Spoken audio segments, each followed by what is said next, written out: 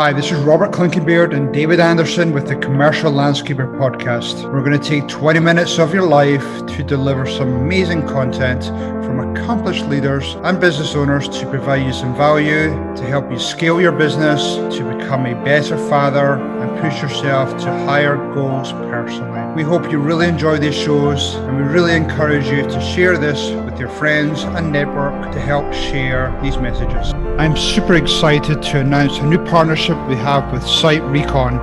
If you're tired of measuring properties, the Site Recon platform fully automates the measurements so you can then focus on sales. Think measurements, think Site Recon. Hi, this is Robert Clinkenbeard with the Commercial Landscaper. I'm here with my co-host, in fact not today, David Anderson, but super happy to be joined by Mazeratie with OneSource Solutions. So Mazeratie, thanks for joining me today. Thanks for having me, Robert. So Mazeratie, tell me a little bit about your background and where you are right now, what position in the company. Okay, so OneSource is a flooring company. We primarily do flooring application for multifamily clients, although we also work with commercial, hospitality, and custom home clients. I do not have a background in flooring at all.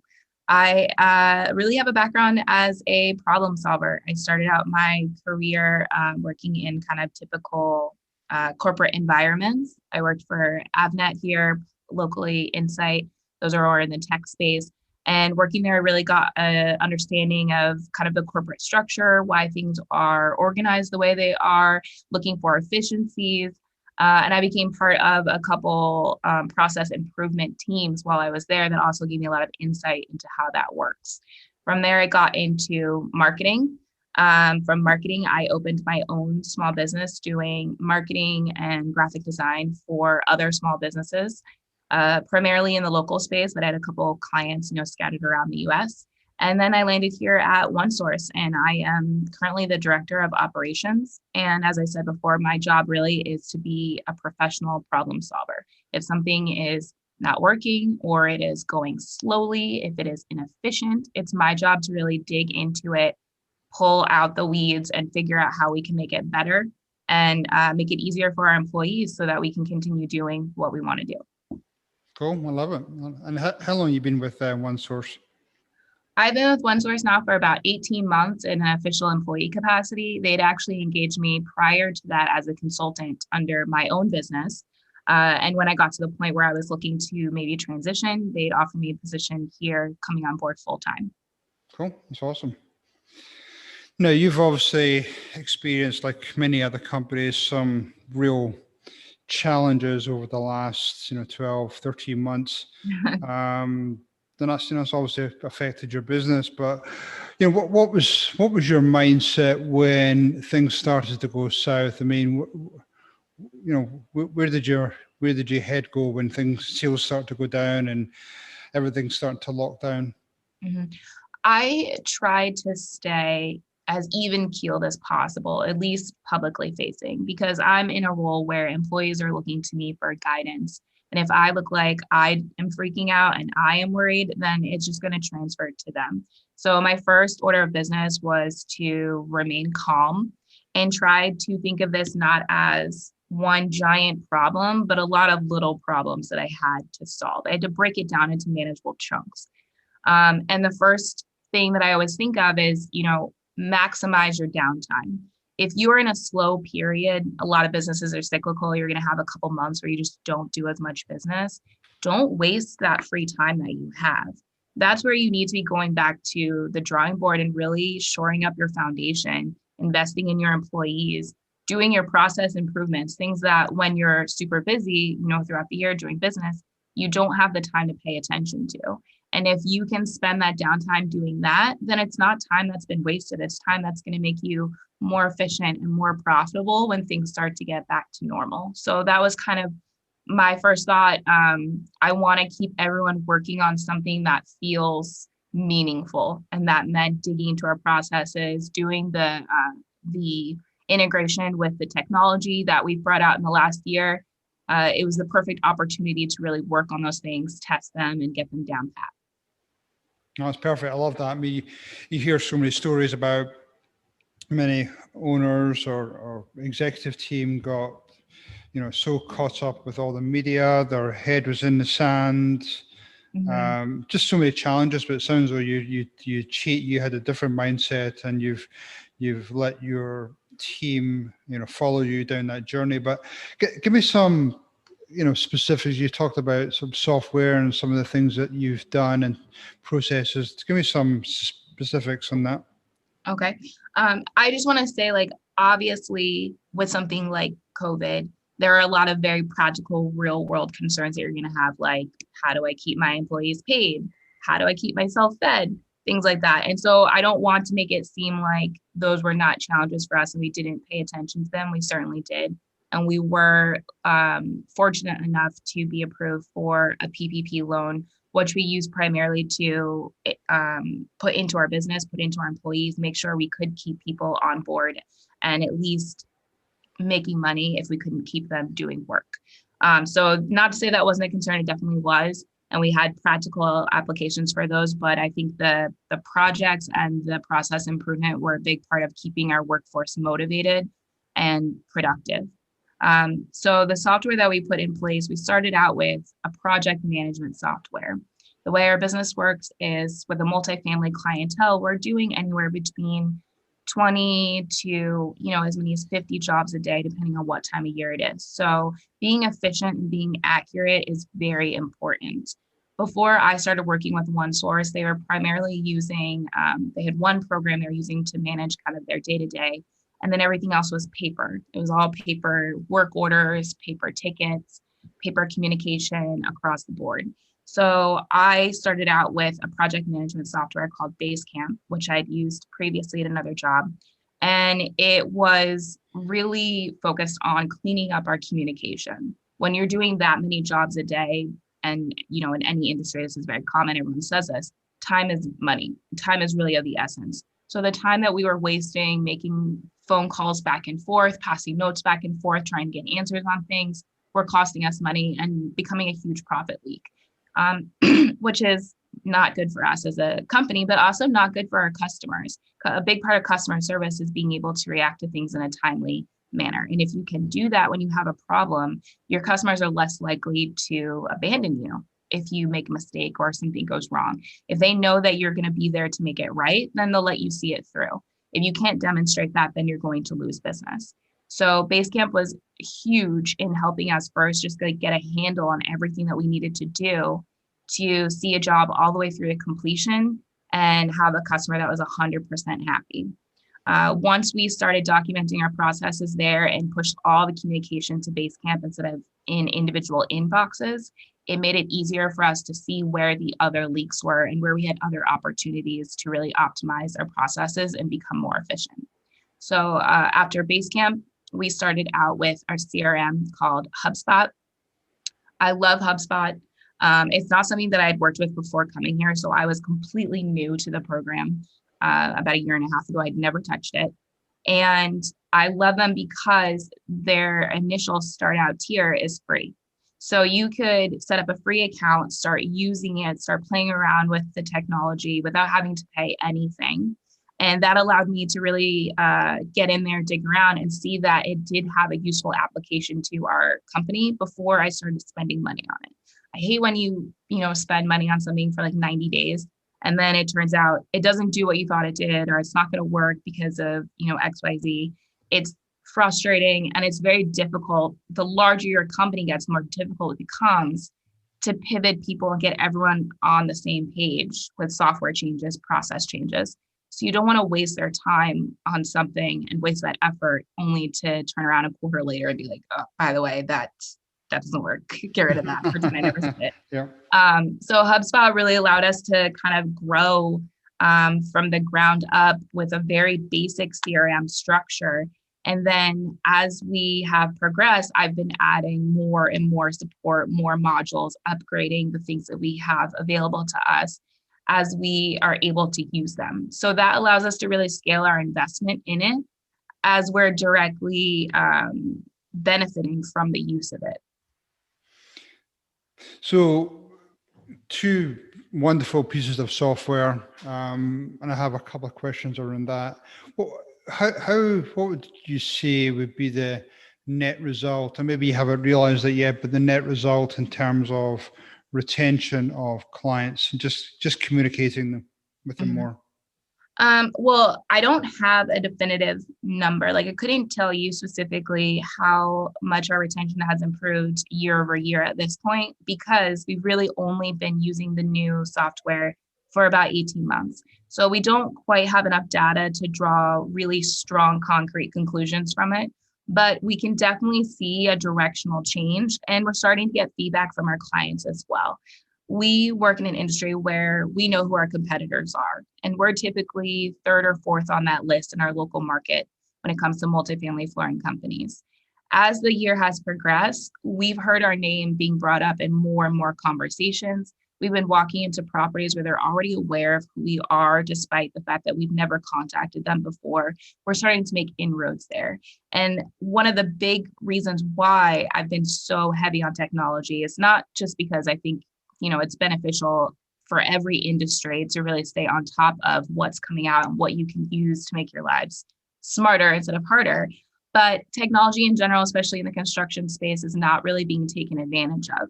Our competitors, in most cases, still appear to be using things like Excel spreadsheets and more manual programs to track their jobs and track their customers. And that's totally fine, but it's not enough for us. Using something like HubSpot, for example, has allowed me to draw a lot of direct conclusions from our customer behavior. I can link together their visits to our website, their visits to our social, the phone calls that we make to them outbound and inbound, how many jobs they do, when was their last job with us, when's the last time we spoke to them. So now I have the opportunity to, as this is starting to mature, 18 months in, to really see, okay, I haven't spoken to this customer in the last month. They haven't ordered anything in 65 days. This is an account on the bubble. I need to get someone in front of them right away. So now I can be more strategic with where I'm putting my people, and my people are my most expensive resource. As a small business, where you spend your money is extremely important. Your margins are typically low. You don't have a big budget. We can't compete with a national company that has, hundreds of thousands of dollars to put towards marketing. But what we can do is take a strategic targeted approach to accounts in our local market using a piece of software like HubSpot to show us what their behavior is like, what their ordering schedule is like, how many units they have. We can put all that information in one place and really come up with a plan. So moving forward, what I'm really starting to do is reach out to those targeted accounts using my least expensive resources, using email, using phone calls, using targeted ads. And if they show interest or it shows promise, then I can bring out my heavy guns, which in my case would be my outside salesperson. I can put a person directly in front of them to have that conversation and know that that time is not likely to be wasted versus, this kind of spray and pray approach that you see a lot of industries, construction industries and companies go with in general, which is you have outside salespeople, you give them a territory and they knock on as many doors as possible. And that's fine. It'll work. It's a funnel, but it's not the most efficient way to get started. And if you don't have 12 people, 30 people to go out knocking on doors all day long, it's going to be slow going. This approach has allowed us to grow much more rapidly and in a way that's measurable. And we know that we're picking up the right clients, just not whichever clients would pick up the phone when we called. No, that's great. I love it. I mean, effectively what you're doing is you're supplying this real data that can now be presented to your sales team. I mean, how are they responding to it? Is this something that they picked up quickly? Has it been a challenge? Is it still an ongoing challenge? And then the second part of that question, I mean, what results are you seeing in terms of, increased sales or more targeted sales or higher close rates? I mean, at the end of the day, that's what it comes down to, right? It's money. We're in business to make money. So if I can't show that this is helping me make more money, then what am I really spending my time on, right? I would say for the sales reps, it's been a mixed bag. I think the most fair assessment would be it's an ongoing challenge because we have different people who are at different stages of being able to accept and then utilize the information. So part of my job is obviously to put those processes in place for them, but also to make it manageable, to educate them so that they understand what the benefit of having this is in case they've never been put in the position to really understand it before. So I've got some reps who are newer, so that when they came on board, we were already starting to do this. So it's much more natural to them. And then I have a couple reps who had started prior, and they still struggle a little bit with putting HubSpot first. It takes a lot of due diligence. It's kind of like planting a garden. You have to prepare the soil first, then you plant the seeds, then you nurture the plants, then you harvest, the fruit, the vegetable, whatever. So getting the software in place was me building the foundation. I'm amending the soil, right? My sales reps need to be using it in order for my seeds to grow, though. I need them to be putting what they do into HubSpot, tracking their visits to properties, putting notes in there, putting names and numbers and email addresses. If I can't get them to adopt it, then I'm not going to get the most out of my software, which means I'm wasting money there. And I'm missing out on opportunities because I don't have all the data I need to make good decisions.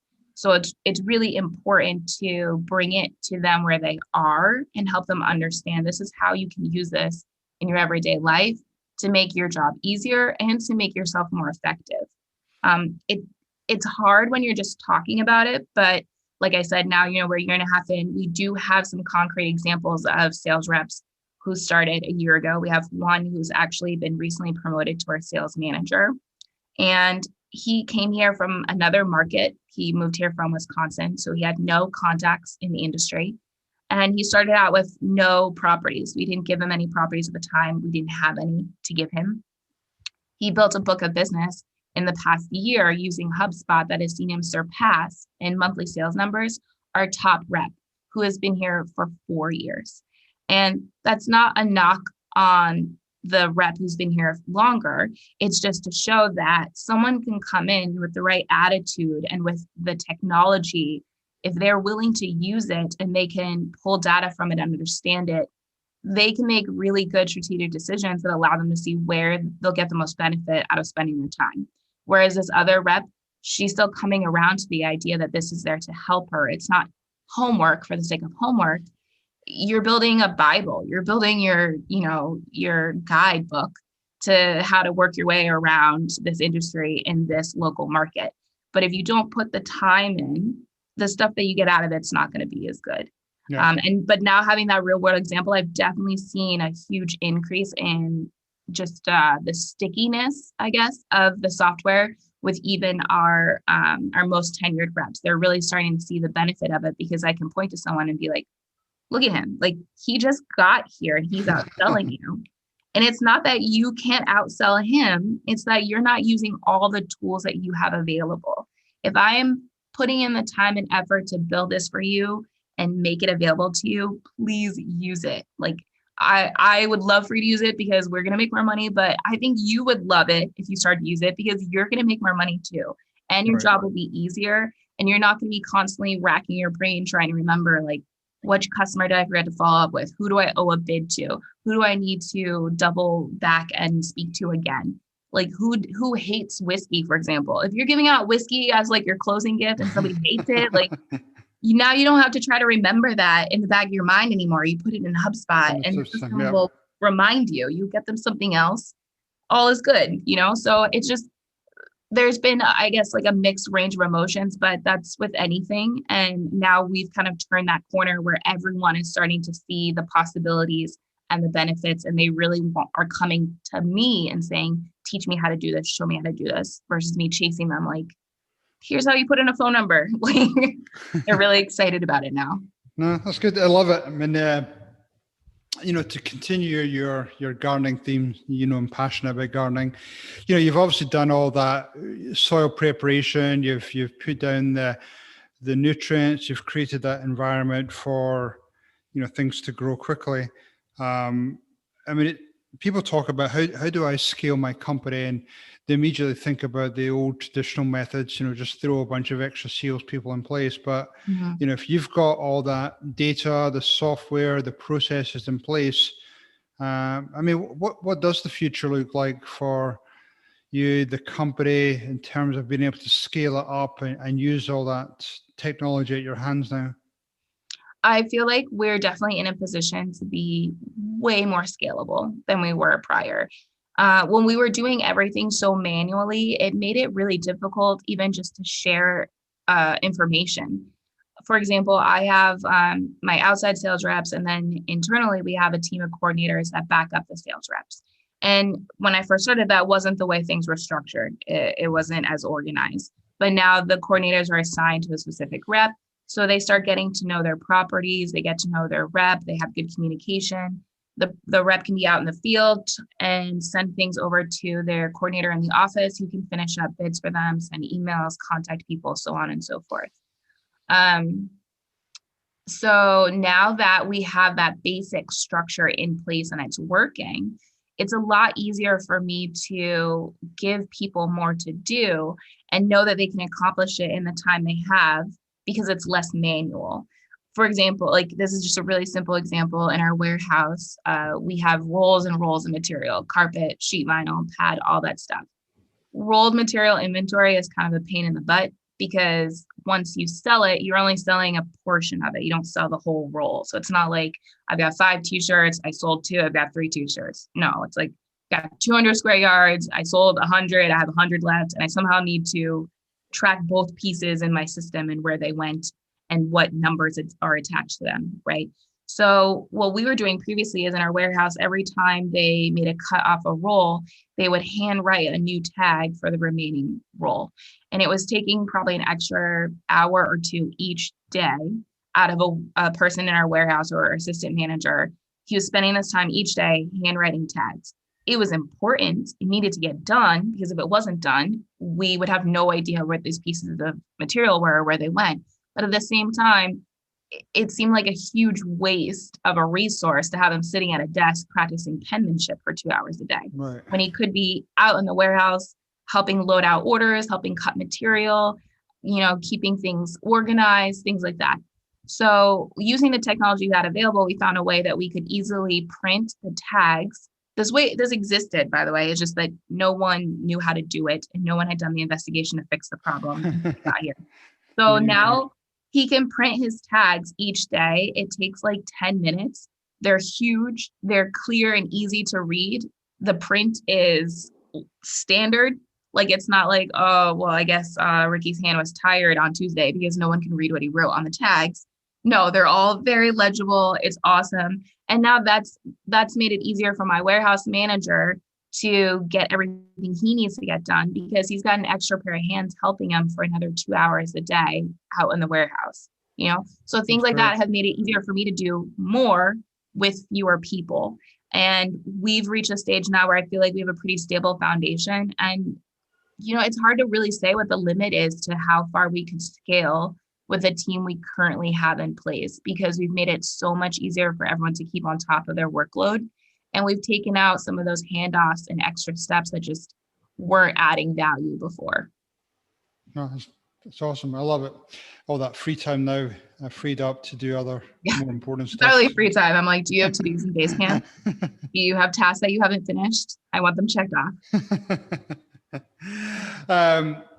So for our listeners today, I mean, all that's great information, but, if they're just struggling right now and, you've given them 4 or 5 big nuggets today, but if there's one single thing that you could leave them with, piece of advice just to take that next step forward, because that's often the big challenge is they agree with all your solutions, but they get then sucked back into the daily grind. So what would be one step that you would say to my listeners to improve upon today, tomorrow? I know it's really hard, especially when you're in the business and it feels like there's just fires all the time everywhere. But the first step to really making the improvement and seeing where to make the improvement is taking a step back and observing. So let's say you take 2 weeks, the next 2 weeks, and every problem that comes at you that you've dealt with before, take a note, put it on a whiteboard, put it on a notepad you keep on your desk, just take a note, right? And at the end of this time, maybe it's a week, 2 weeks, whatever, take a look at that list of problems.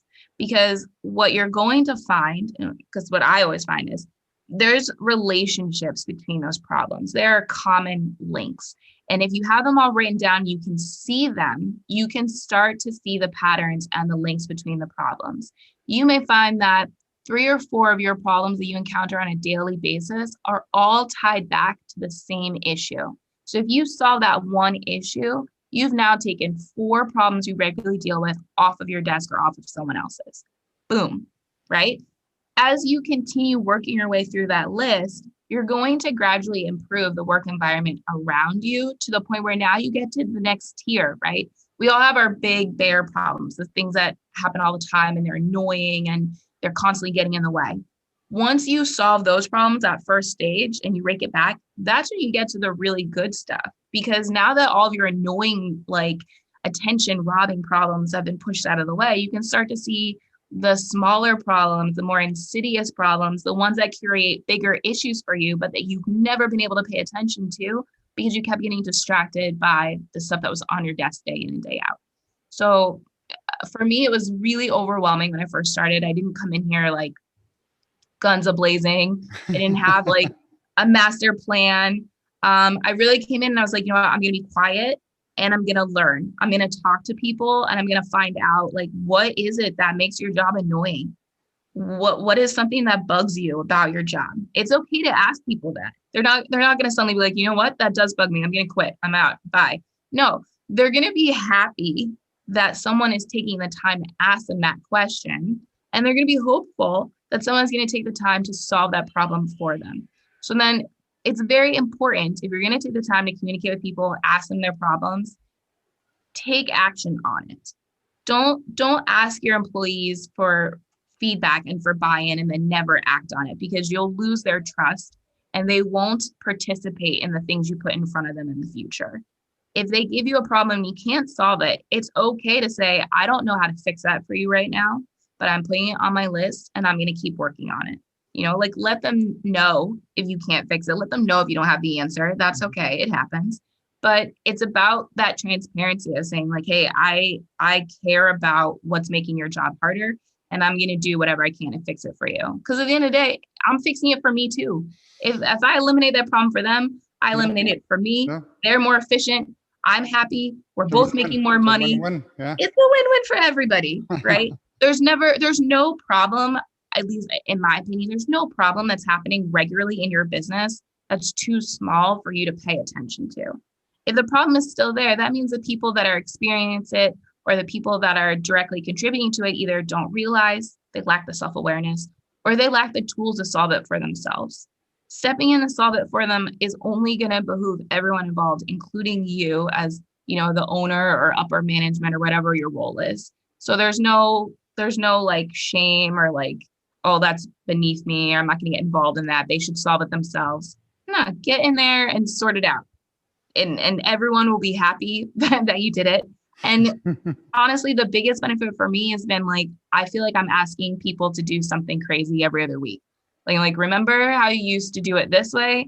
I want you to do it this way instead, even though that doesn't change it up. Yeah. So instead of them being annoyed with me 24/7, because you're like, oh, she won't let me just do my job. She's changing how I have to do it. As I explain step by step, you know, this is why we're changing it. This is why I want you to try doing it this way.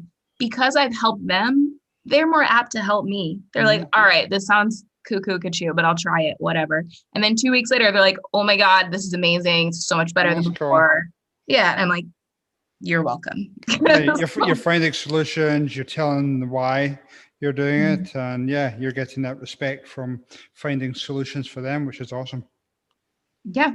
And I think, you know, it creates more of a collaborative team atmosphere. They feel like they're involved in the solution. They feel like they have someone who is in charge, who is listening to them. And it's not just a feeling I want to create. It's true. I'm actually doing those things. But if you're not in the position yet to actually do those things, it's okay to fake it a little bit and give the impression, because you know you're going to fulfill that promise. Please don't do it and then don't fulfill the promise. This won't work for you.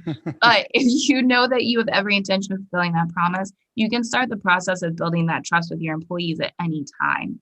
And the more they trust you, the more they trust your leadership, the easier it's going to be for you to make those changes that, you know, they may not see the light at the end of the tunnel at first, but they'll follow you because they trust you. That's awesome.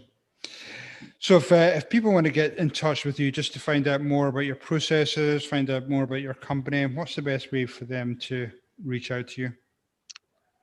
Probably via email. I don't know. Do most people do like their business email? Sure. I don't want people hunting for me on Twitter. So my business email is my first name, Mazeratie, which is M as in Mary, A, Z as in zebra, ERAT as in Tom, IE .sweet, SWEET at OneSource1, all spelled out, .com. And I know it's a lot of letters, but if you get all of them in the right order, then you will reach me. Well, awesome. Well, really appreciate your time today. It's some great nuggets for people, but just dialing it down and just that simple task at the end, I think will be hugely beneficial for people. So Mazeratie, as always, good to see you. Thank you for your time today. Yeah, thank you so much, Robert. I really enjoyed it. Okay, take care. Thank you. Bye-bye. Bye-bye. Hopefully that was pure dead brilliant for you today and you got some great takeaways for your business or your personal life. This is Robert Clinkybeard along with David Anderson, and we'd love to get you and your friends to join us in our future journey. 2 quick things before you go, listeners. Check out our website, commerciallandscapers.com. You can subscribe, you can share with your friends, but more importantly, check out our new sponsor, Site Recon. We're going to make your sales process, your estimating way easier so you can spend more time in your proposals. Thanks everyone. Cheers.